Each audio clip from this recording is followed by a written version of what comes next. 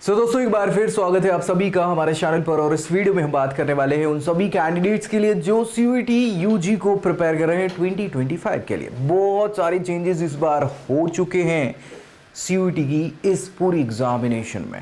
और इस पूरी एग्जामिनेशन में मुझे लगता है सबसे ज़्यादा इंपॉर्टेंस जिस चीज़ की है वो है आपके 12th के मार्क्स। इस वीडियो में हम जो बात करने वाले हैं वो यही करने वाले हैं कि क्लास 12th की जो मार्क्स हैं कितने क्या इफेक्टिव होंगे या कितना इनसे इफेक्ट होगा आपके इस पूरे सीयूईटी यूजी के एग्जामिनेशन में। बहुत ही इंपॉर्टेंट ये इन्फॉर्मेशन आपके लिए होगी, इसलिए आखिर तक आपको देखना है, दोस्तों में भी शेयर करना है ताकि उनको भी ये जानकारी मिल जाए। और चैनल सब्सक्राइब करना नहीं भूल रहे हैं क्योंकि यहाँ सीयूईटी से रिलेटेड हर जानकारी मिलेगी सबसे पहले।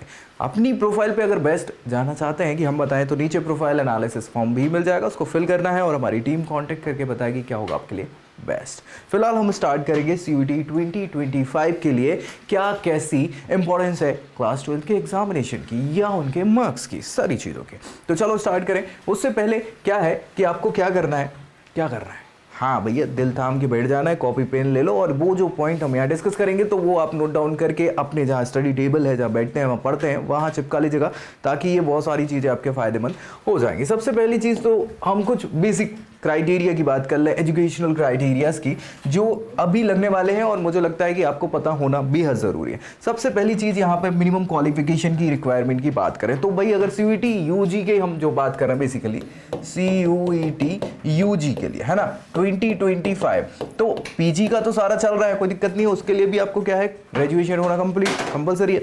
अभी यूजी के लिए क्या है कि भाई साहब 12th क्लास पास होना ज़रूरी है। अब कई बार एक और वाला ऑप्शन आपके पास आ जाता है, वो और वाला ऑप्शन बस इतना सा है कि आप क्या कर सकते हैं, अगर अपीयर कर रहे हैं 12th क्लास में और आपका रिजल्ट अवेटेड है, अभी आया नहीं है, तब भी आप जाके क्या कर सकते हो कि इसमें पार्टिसिपेट तो एटलीस्ट कर सकते हो। इनकेस अगर रिजल्ट इधर उधर हो गया तो समस्याएं हो सकती हैं। तो वो क्या इधर उधर हो सकता है, कितनी समस्या हो सकती है, वो सारी चीज़ आपको पता होनी चाहिए।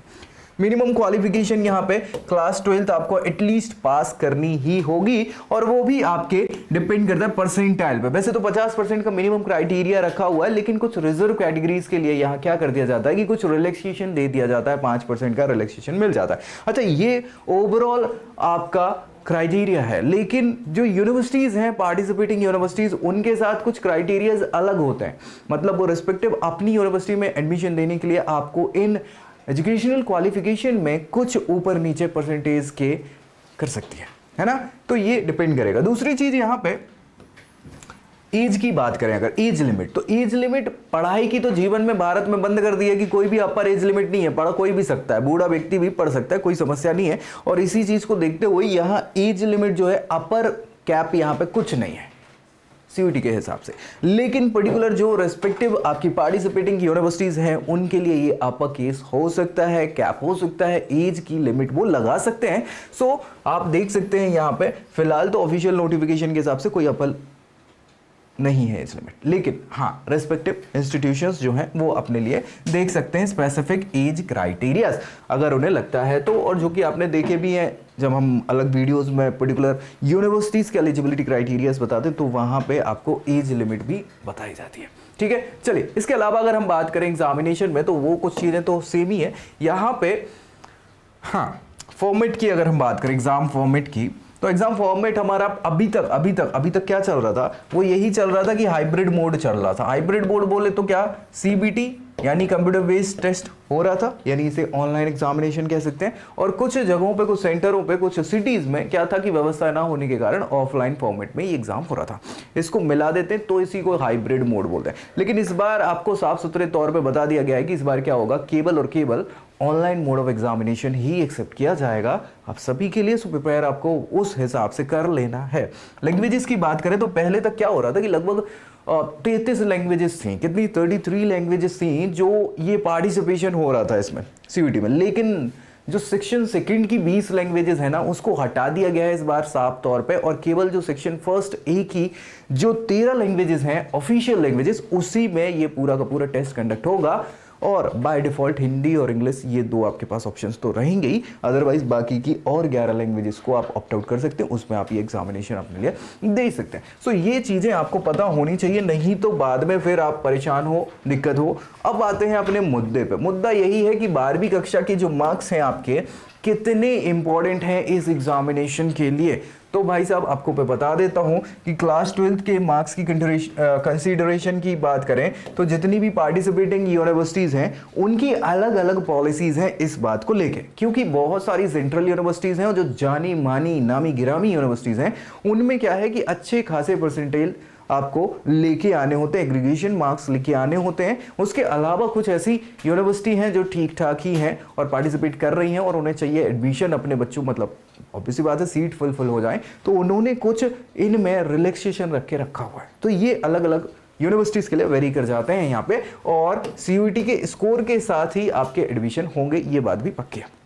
ठीक है, अब भैया क्लास 12 के पास रिक्वायरमेंट यहाँ पे ऐसे हैं कि जो भी बच्चा फेल हो जाता है, देखो क्या है कि आप फॉर्म तो फिल कर सकते हैं, क्योंकि अभी फॉर्म आएगा जैसे आपके एग्जाम हो जाएंगे, और फॉर्म फिल होने के बाद से क्या होगा कि आपका रिजल्ट तो अभी आया नहीं है, अब रिजल्ट अवेटेड है, सभी का है, तो भर दो आप सभी सकते हैं फॉर्म, लेकिन फाइनली जब रिजल्ट आएगा और उसमें भगवान ना करे अगर सब सही नहीं रहा और आप फेल हो जाते हैं, और फेल होते हैं एक या उससे ज़्यादा सब्जेक्ट्स में, तो भाई साहब आप अप्लाई नहीं कर पाएंगे सीयूईटी के लिए। तो आपको प्रिपेयर अभी बोर्ड्स के लिए बहुत अच्छे से करना है, शांत दिमाग से, ताकि पास हो जाओ एटलीस्ट। ठीक है, अगर फेल हो जाते हो एक से ज़्यादा सब्जेक्ट्स में या एक भी सब्जेक्ट में, तो आप बिल्कुल एलिजिबल नहीं होंगे सीयूईटी के लिए।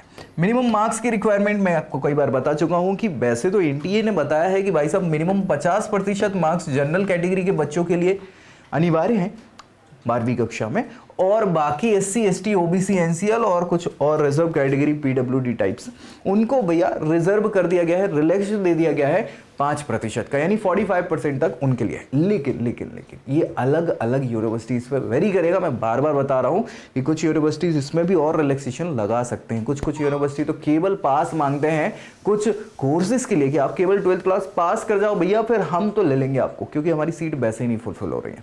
ठीक है, तो ऐसी प्रकार की चीज़ें भी हो सकती हैं, लेकिन जो अच्छी यूनिवर्सिटी है, टॉप यूनिवर्सिटीज़ हैं, उनके लिए तो आपको ये क्राइटेरियाज फुलफिल करने पड़ेंगे। नेशनलिटी के क्राइटेरियाज भी हैं बहुत सारे, और सबसे इंपॉर्टेंट तो वही है कि हम भारत के नागरिक हों, है ना।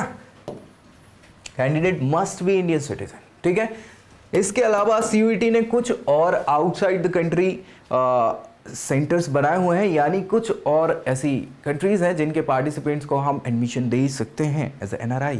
ठीक है, सो कुछ कंट्रीज जैसे Pakistan, Sri Lanka, Kenya, Uganda, Zambia, Vietnam और ऐसी कुछ और कंट्रीज भी हैं जिनके नागरिक परमानेंटली मूव होने की कोशिश कर रहे हैं, है ना, और एलिजिबल है क्राइटेरिया में, सिटीजनशिप के क्राइटेरिया के हिसाब से, है ना। ये अलग प्रोसेस है, आप डोंट वरी। लेकिन हाँ, ये भी कैंडिडेट जो भारत में परमानेंटली शिफ्ट होने की सोच रहे हैं, उनकी प्रक्रिया चल रही, वैसे नागरिक या बच्चे जो हैं वो भी यहाँ पे इसके लिए एलिजिबल हो जाते हैं। आपने पाकिस्तान सुन के थोड़ा सा चकित ज़रूर हो गए होंगे, लेकिन हाँ ऐसे क्राइटेरियाज हैं कि अगर वो ऐसी फुलफिल करते हैं सिटीजनशिप जिसमें हाँ भारत के नागरिक बन सकते, तो वो भी अलाउ यहाँ पे कर दिए जाएंगे।